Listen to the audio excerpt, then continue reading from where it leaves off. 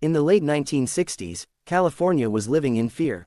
Newspapers were filled with strange letters, people were terrified to walk alone at night, and the police were chasing a shadow. That shadow had a name, the Zodiac Killer.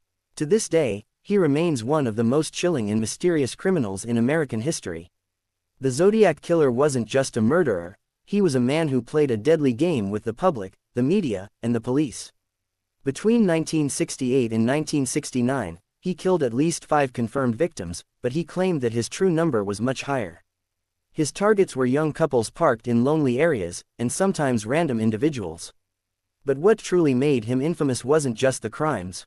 It was the way he taunted everyone afterward. The Zodiac sent letters to major newspapers like the San Francisco Chronicle.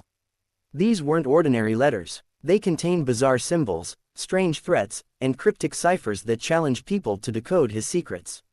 In one of his letters, he even said, "I like killing people because it's so much fun." Imagine the horror of reading that in your morning paper. His first known attack was in December 1968. 2 teenagers, David Faraday and Betty Lou Jensen, were shot while on a date. Just months later, another couple, Michael Mageau and Darlene Ferrin, were attacked. Michael survived and later gave the police a description of the man, a heavy-set figure with glasses. But that was only the beginning. In July 1969, at Lake Berryessa, the Zodiac confronted another young couple, wearing a bizarre hooded costume marked with his cross-circle symbol. He tied them up and brutally stabbed them. A few months later, a cab driver named Paul Stein was shot dead in San Francisco.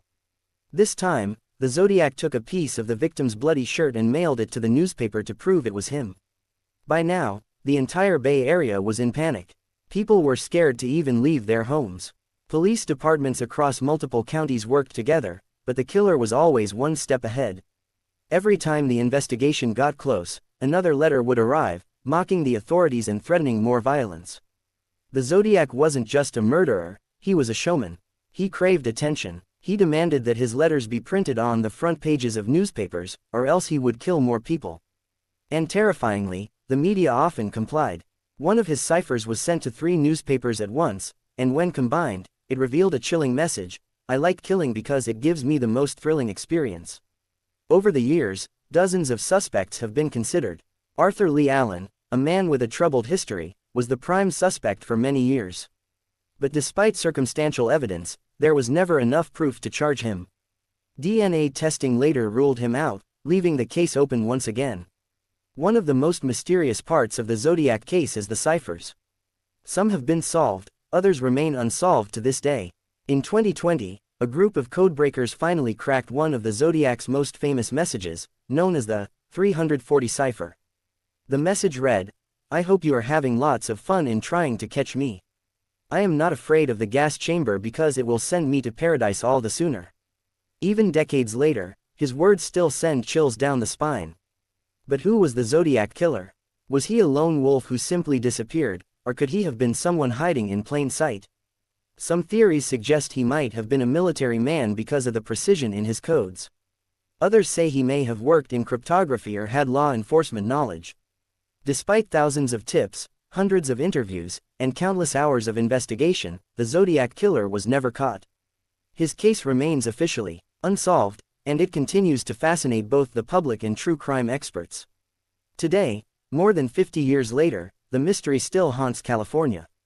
The letters, the ciphers, the taunts, all of it paints the picture of a killer who wanted more than just victims. He wanted immortality, and in some ways, he achieved it. The Zodiac Killer may have stopped killing decades ago, but his story lives on. Books, documentaries, and movies have all tried to uncover the truth, but no one has ever unmasked him. Was he Arthur Lee Allen? Was he someone the police never even suspected? Or could he still be out there, watching silently as the world tries to solve his puzzle?